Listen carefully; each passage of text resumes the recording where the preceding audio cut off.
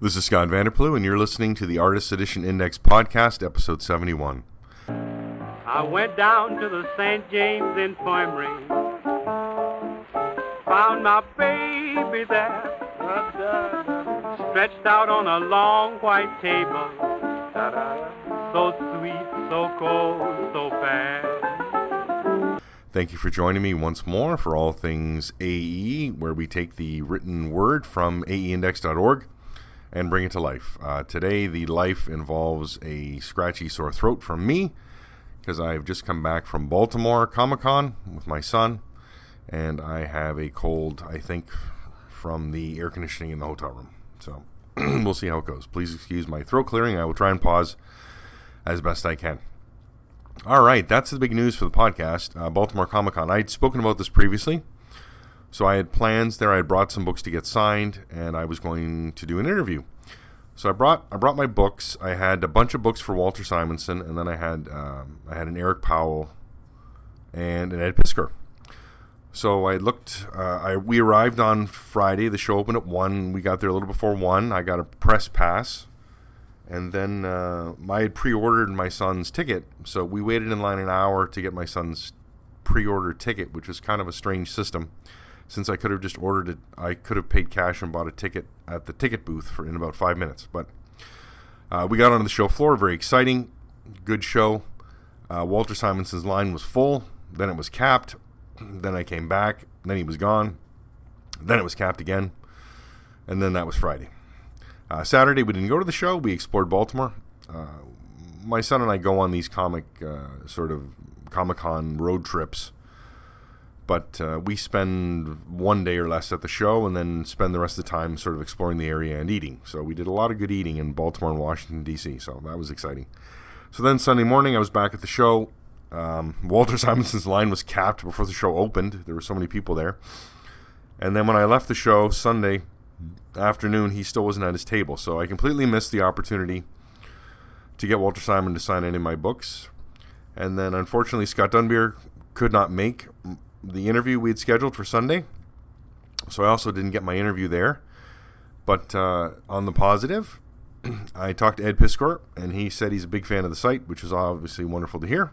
And I talked to him about his YouTube channel, Cartoonist Kayfabe, which I enjoy, and that's what I was saying to him. You guys feature books, and I frequently say, "Oh, I've got that."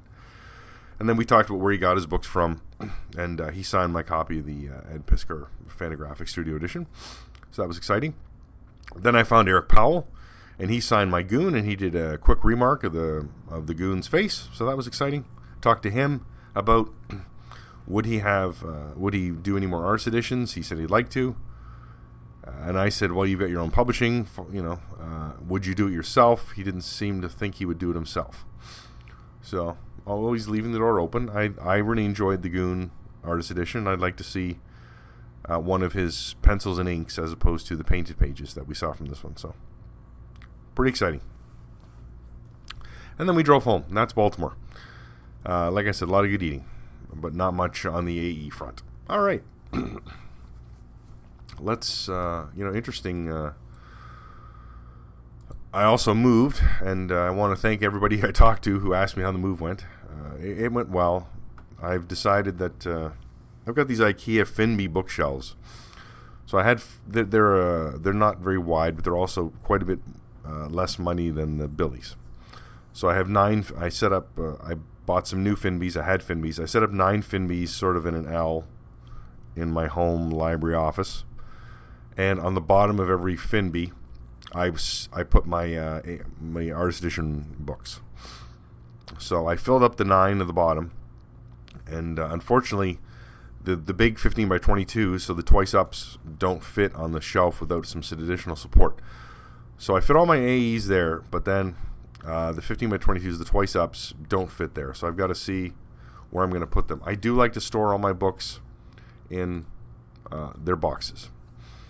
So, but they are standing up, and I've got my little labels that I make, so we'll have to see how that goes. The new house the bedrooms don't have closets. They have the space where the closet was, and the hardwood floors are done.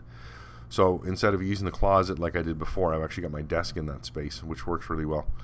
So then I think I've got maybe 4 more Finbees, and then I've got the room sort of bookcased, and I've got to work with that. I've got to attach them to the wall as well because I'm concerned about weight. So that's the housekeeping of the move. So thanks everybody for asking. I was always Chris M there. It was nice to talk to him. He's part of the Baltimore Comic Con and a fan of the site. So I'm sorry, yeah, Chris M. Yeah, we had a chance to chat there. That was great.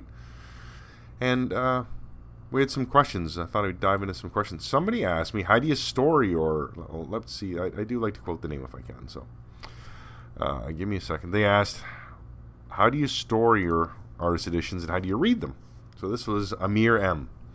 So I said I store them, vertical in the boxes. And then reading them, I read them on my lap. I'm a big person. I'm 6'8". So I cross my one leg and I'm able to read books on my lap. But as well, I read them on a table or a reading stand. So I have those. That was my recommendation. I mean, it's a big book. How do you write? How do you enjoy it? You've got this big book in your lap, and you can't really see the top of the book well. You can see the bottom well, especially on those twice ups, right? So on a table, leaning over it, that seems to be the best way to enjoy it. But that's just my take, right? And that's what I said to Amir. This is a very personal question as far as preference. So just whatever works for you. And then I had a lot of sales this month, so I want to thank everybody for supporting the site and supporting me via the store. I think there was a lot of hot activity because I reviewed John Paul Leon's The Winterman Artist Edition, and I actually had 2 extra copies. So I sat on them for a bit because I didn't know what to do. I didn't want to, I don't want to be that price gouger, but I also want to charge fair market value. I don't want to be giving them away either. And I think I've mentioned before, but when I sell extra copies, that goes towards paying for my own copy and getting new books. So there was one on eBay finally, and so that's sort of what I priced mine at. And then after I had listed, another one came up on eBay that went for quite a bit more. So then suddenly there was a fury of activity of people trying to buy my 2 copies. So that worked out well, and then I sold a bunch of other stuff. So again, I want to thank everybody for supporting the site by using my store link and purchasing what's available there. All right. I've got a tickle in my throat. I'm going to try and suppress that as we go through the podcast this month. And again, I'm a day late. I apologize. That's because I got back from Baltimore yesterday, late Sunday night, early Monday morning, and then had a bunch of stuff to do and it just didn't work out. But let's talk about this month's poll. So again, brought to us by our Patreon patron, David Jacoy. Always thankful for that. And he says, and now for something completely different, your favorite format. This month we ask our faithful readers to vote on their favorite format for original art presentation in book form. Think price, size, quality, and reading experience. So there were 5 possibilities. 7x11, the DC Unwrapped. 9x12, Artisan Edition. 10x13 Flesk Studio Edition, 12x17 AE format size, and then 15x22 twice up size. The votes came in, and I was surprised to see the unwrapped format get 1 vote. And then Artisan Editions got 4 votes, Studio Editions got 3 votes, and then the AE format got 40 votes, and the twice ups got 57 votes. I did vote for the twice up. That is my favorite size because that's the material I think presents the best in the AE format, is that Golden Age material. Just gorgeous.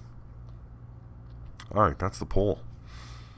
Let's talk shipping changes. Now, I'm trying to add French books to this, so it's a bit tricky, because I really don't have a good coverage of all the publishers. And then some publishers just have terrible websites. I can't even find what's going on with them. So, no updates this month. We're on schedule for the 4 books that I know of. Judge Dredd by Mick McMahon, Johan et Pilou, La Guerre de Fontaine, Artiste Edition, Kevin Nolan's Marvel Heroes Artist Edition, and Will Eisner's The Best of the Spirit Artisan Edition.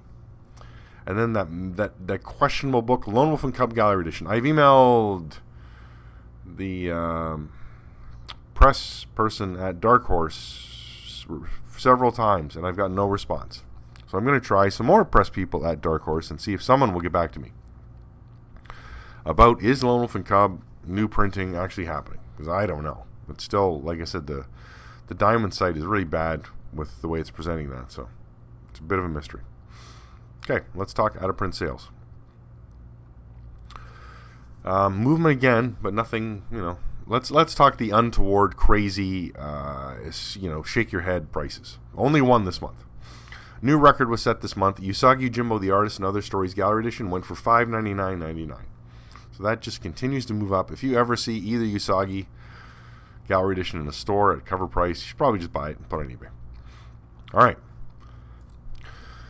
Basil Wolverton's Weird Worlds. One copy sold for $93.50. That's a good deal. Batman the Dark Knight Returns, Frank Miller Gallery Edition. 5 copies sold for an average of $111.05.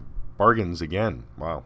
Bernie Wright's an Artifact Edition. Second print, 3 copies, $196.66 average. Best of EC Artisan Edition, Volume 2. 3 copies, averaging $189.22. 1 copy of Bill Sienkiewicz's Mutants and Midnights for $399.99. Interesting, Ed Pisker said that's the one he missed out on, that he regrets and does not want to pay aftermarket pricing. Dave Gibbons' Watchmen Artifact Edition went for $169.99. 1 copy. 1 copy of David Mazzucchelli's Daredevil Born Again, $299.99. 2 copies of Don Rose's The Life and Times of Scrooge McDuck, Volume 1, $119. Don Rose was at Baltimore Comic Con doing great remarks in people's books. He had already remarked my copy, so I didn't have another one to do. Also, Mark Schultz doing amazing remarks in the Zinazok Tales book as well. I mean, it's just astounding.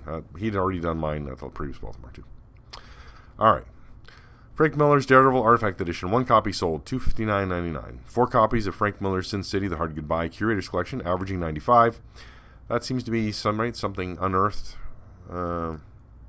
We saw Stuart Ing selling them for about the same price, too. So, Gene Colan's Tomb of Dracula Artist Edition. 1 copy, $147.50. I think that's the lowest we've seen that for a while. 1 copy of Gil Kane's Amazing Spider-Man Artist Edition, $115. 1 copy of Jack Davis's EC Stories for $249.99.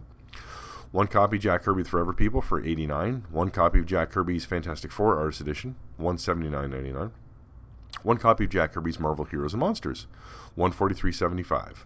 2 copies of Jack Kirby's The Mighty Thor, averaging $150. 2 copies of Jim Lee DC Legends, averaging $146.80. 3 copies of Joe Kubert's Tarzan of the Apes, averaging $93.66. 1 copy of Joe Kubert's The Return of Tarzan for $100. 1 copy of John Buscema's Silver Surfer for $157.50. 1 copy of John Byrne's Fantastic Four for $289.99. 1 copy of John Byrne's Marvel Classics for $175. 1 copy of John Byrne's X-Men Artifact Edition, $510. That is not a record, believe it or not. 2 copies of John Romita's Amazing Spider-Man Artist Edition, averaging $187.49. 4 copies of Volume 2, averaging $132.49. 2 copies of Mad Artist Edition, averaging $192.20. 1 copy of Marvel Covers, first print for $103.50. 2 copies of Michael Golden's Micronauts, averaging $248.50. 1 copy of Mike Mignola's Hellboy in Hell, first print, $249.99. 1 copy of the second print, $285. I can't figure that out. 1 copy of P. Craig Russell's Murder Mysteries and Other Stories for $75. 2 copies of Sergio Aragona's Gru the Wanderer, averaging $175. That's a bump for that book. I mean, it's quite old, 10 years. 1 copy, Star Wars Artifact Edition, $89.99. 1 copy, Steranko Nick Fury Agent of S.H.I.E.L.D. first print, $152.50. 1 copy of Usagi Yojimbo, The Artist and Other Stories, $599.99. I mentioned that record earlier. Wally Wood's EC Stories, first print, $318.75. 1 copy of Walter Simonson Manhunter and Other Stories, $179.99. 1 copy of Walter Simonson's The Mighty Thor, $179.99. 1 copy of Will Eisner's A Contract with God Curators Collection, $171.47. Should mention what I saw at the show as well, because I do walk around and look at all the artist editions or what's available for sale. Didn't see a lot this show. I saw Steranko first print for $150. I saw Peanuts for $100. I saw Thrill Kill Portfolio for $60. It said it was signed by Neil Adams, but it wasn't the signed one. It was just the normal maroon cover, so I don't know if he signed it after. I didn't want to look at it. I already have a copy, so I'm good with that. That was about it. Not a lot to the show. I mean, you always have to wonder what are people bringing to shows, right? Either sometimes it's a higher ticket item that they can't sell in their store, which I think the AE format books fall into, or my son, I don't know, he's reading West Coast Avengers and he likes the individual issues. So we go to a show, he picks up, he got 11 issues this time, spending a whopping $26. So he was thrilled with that. But it's all about what you want to go for, right? I was actually surprised they had West Coast Vendors issues because, again, they were like, there's the $2, they're in $2 bins. So, all right. Previously, I thanked everyone for, using the store link and buying books from me. I really appreciate that. 2 other ways to support the site. Using any of the links I have, the eBay link, the Things from Another World link, those all, the Amazon link, they all generate revenue for me on the site. And the other way is to be a Patreon patron. And that's $1 or more, whatever you feel like. You support the site. I buy books, I review them, you get to read about them. That's the cycle, really. That's the cycle of the AE Index. All right, one review this month. I apologize. I had Todd McFarlane's Spider-Man Artist Edition. I have it here. I have not taken pictures of. I had written my review, and just with Baltimore and the move, it just did not work out. Expect to see that review very soon. All right. Let's talk about the one review I did do. John Paul Leon's The Winter Men Artist Edition. Here's the blurb. The Winter Men is the project John Paul Leon was most proud of. Its artwork has never been sold or left his Miami studio except to be scanned for this book. Now, as a tribute to the renowned artist, JP's closest friends have united to publish an artist edition of this modern comics masterpiece, with all proceeds going to JP's wife and daughter. Please pledge your support and join JP studio mates and project organizers Tommy Lee Edwards and Bernard Chang, book editor and project initiator Scott Dunbier, and artists Bill Sienkiewicz, Lee Weeks, Duncan Fegredo, Sean Phillips, King Jung Yi, Peach Momoko, Walter Simonson, and Joe Quesada, who are all contributing brand new pinups in celebration of an astonishing and inspiring body of work. John Paul Leon's The Winter Men Artist Edition features 200 pages of full-size 12x17 scans of all the original comic pages, along with never-before-seen concepts, layouts, sketches, unused art, and pinups. That was the Zoop promo, and it's actually 192 pages, so that's interesting. So it is the collection of the 5 Winterman issues and then the Winterman special, which along the top of the boards, I think John Paul Leon frequently put it down as issue 6 special issue. So interestingly, issues 1, 2, and 6 are lettered. So you can read along in the book. Issues 3 to 5 are not lettered. And this is one of those times when I wish they had added the lettering for the other 3 issues digitally, like they did with Michael Cho's Savage Wolverine. Not Michael Cho, I'm sorry, Frank Cho's Savage Wolverine. I wish they had added the lettering digitally, because there's one trade of this book, The Winter Men, and it's crazy money on eBay. Or you can try and find the individual issues, which are also expensive. So I've tried to track these down. I have them digitally from a not so reputable source, because I wanted to be able to read these, right? And then I just could not find them. And then I wasn't going to pay, $100 and something for the trade. So, all right. Pages scanned beautifully. Art presents astoundingly. John Paul Leon, I mean, the guy is just a master of negative space and black and white. I mean, it's just gorgeous. I had a few art commissions from him years ago, and they were amazing. And looking at this stuff, like you're just captured by the way he uses the page. Like I said, the blacks are gorgeous, and then where he uses nothing or outlines or, like I said, negative space created by the black, the pages are just gorgeous. And a really nice collection of artwork. Great book. It mentions in the colophon that the name Artist Edition is used with permission and copyright IDW Publishing.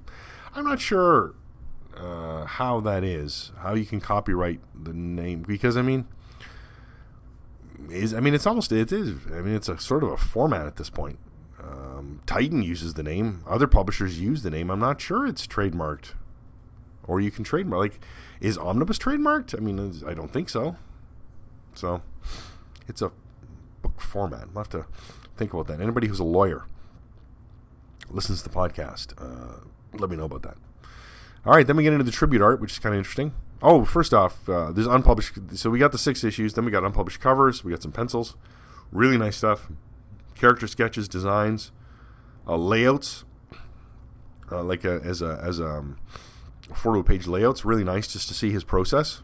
And then we've got these special pieces of artwork done for the book. And oddly, there's two landscapes, and one is turned sideways and one is 2 pages. So I thought, well, what makes the one? Why aren't they both 2 pages? So maybe that was a decision had to be made because, they were at the end of the signature. So do they add another signature to the book to go to those pages, or, how do they work it? So that's what they did. They turned it sideways. It's all done. Scott Dunbier and Randall Dahlk did the design, and every part about it looks like an IDW Artist Edition, except it's produced printed via Zoop for the John Paul Leon's family. So gorgeous book. There's no plans, as far as I know, of any reprints. So if you want a copy of this and you didn't pre-order it, I think you got to try and eBay it. So I got a link now. Let me click on my eBay link in the review and let's see what's available. There's one available right now in the US, $346.99. Well, that's insane. Let's go to sold listings. All right, one sold for $150 last week. That's great. One sold for $386 2 weeks ago. One sold for $250 3 weeks ago. So that's the range is there. So it's interesting to see what was the deal there. I wonder if this one that went for $150, I don't think it was an auction. I think it was just to buy it now. So that's, oof. All right. So there you go. So possibilities are there. You can still maybe get it online for cover. Just don't hold your breath on that one. All right. I apologize for the shorter podcast this month, but my throat is killing me. And I really should have done more reviews. Look for more polls like the one we did in the coming months. This is the 10th anniversary of the IDW Artist Edition portfolio. I still have to finish my article on that and get that up this year. And I've got lots of books to review. I just need to get at them. Also, I saw some bargains. I picked up 3 more Artisan editions. Gil Kane Spider-Man, Simonson Thor, and another one, Buscema Silver Surfer. They were really cheap. So I bought them, put them on my shelf. I'll go through those. And I'll do a flip through with the books and then just see a comparison again. See if I need to update anything about my Artisan edition. But as far as I can tell, they are just smaller versions of the full-size book. So, all right. Thank you for joining me on this journey of audio wonder. Possibly. And we will speak again next month. Take care. Let her go, God bless her. Wherever she may be, she can search this wide world over. She'll never find a sweet man like me.